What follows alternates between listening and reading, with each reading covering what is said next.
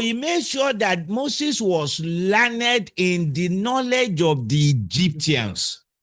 This is why this AI, look at it like Pharaoh's knowledge. The knowledge you acquire there is needed, is really needed. We've got to match it. Don't just sit there and say that we are not going to learn from Pharaoh. We will just be slaves. Yeah, or that we are smarter than, no, we just be slaves. That's why when Moses acquired that knowledge, his mentality was different. That was why when one of the slaves was trying to cheat, that he can't take shit. He was like, what is all this? He just killed him. Yeah. But the people are like, why?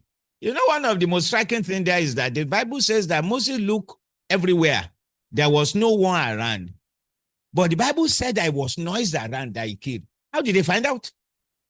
The same guy that was helped was the one that said it. Why? Because he kept thinking, it's not right to kill masters. It's not right. We don't have the right to kill people that are masters. He was the one that said it because there was no witness. Yeah, that's true. The only person that will have known is dead. So the one that was defended. Yeah. So is that mentality still made him to go around saying, why did you kill him?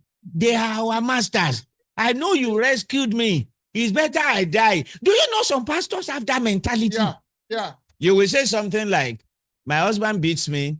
My husband beats me. In fact, he will chain me down and he will go to office and come back and he will feed me with my mouth only. My hands are chained down.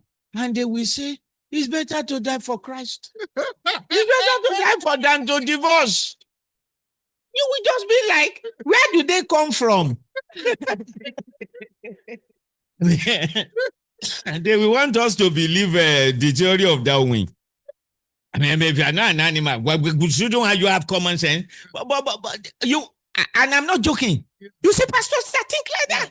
You'll be like, why?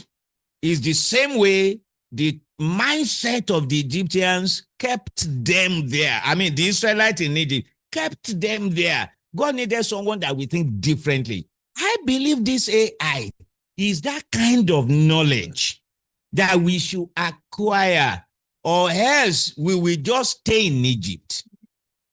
Or else we just stay in it. Why didn't I use Solomon is, we can liken Solomon's wisdom to that AI, but that one was given. But this one was acquired because we can acquire it.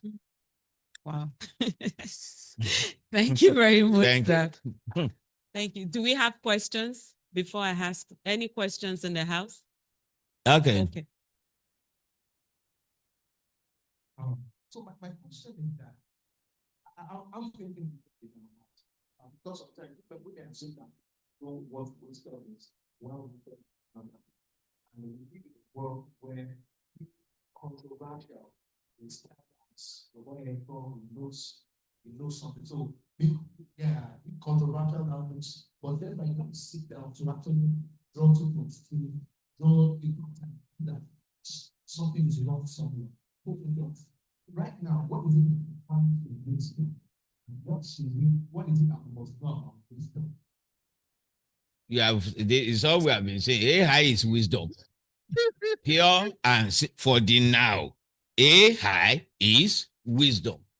Listen, one of the things with God is, and it's a terrible fact, is that if God expects you to have gotten to a level in understanding, if you don't get there, you will suffer. Mm-hmm. There's nothing God can do.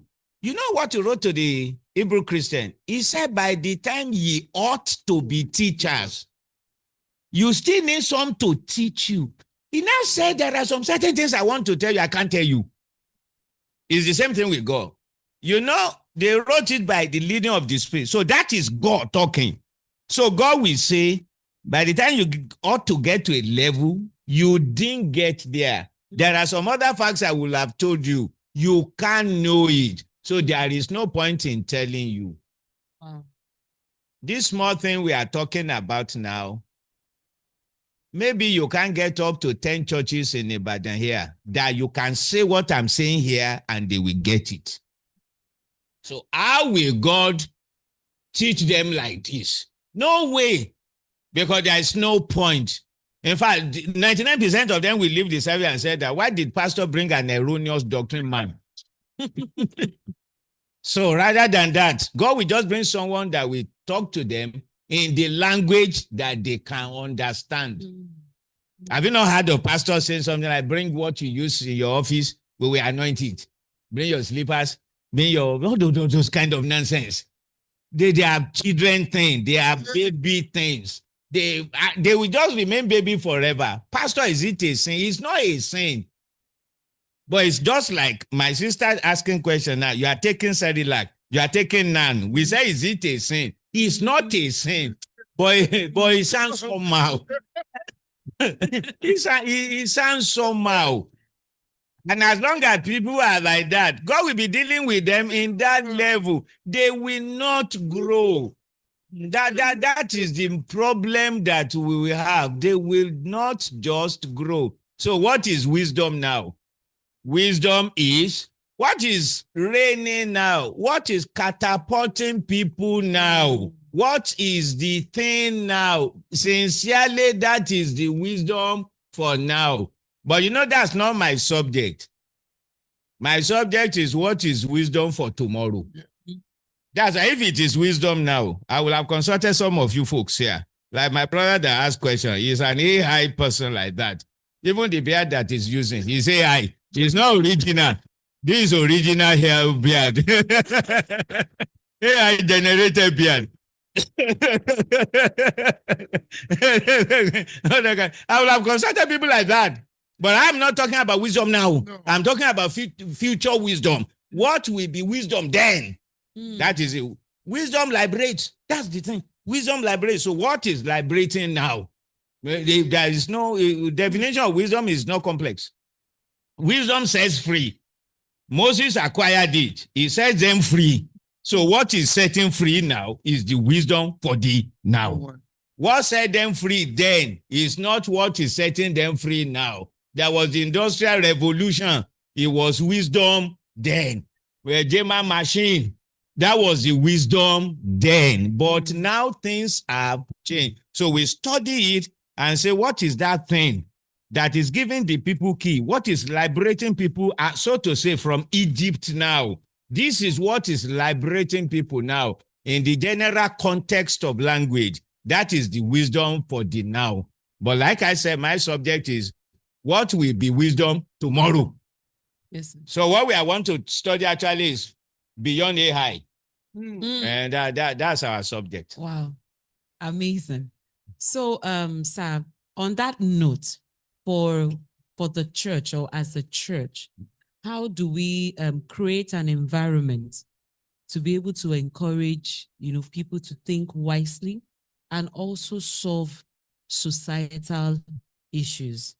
Also, especially the younger generation now, the youth, the teenagers, even nowadays, children are really doing a lot of things.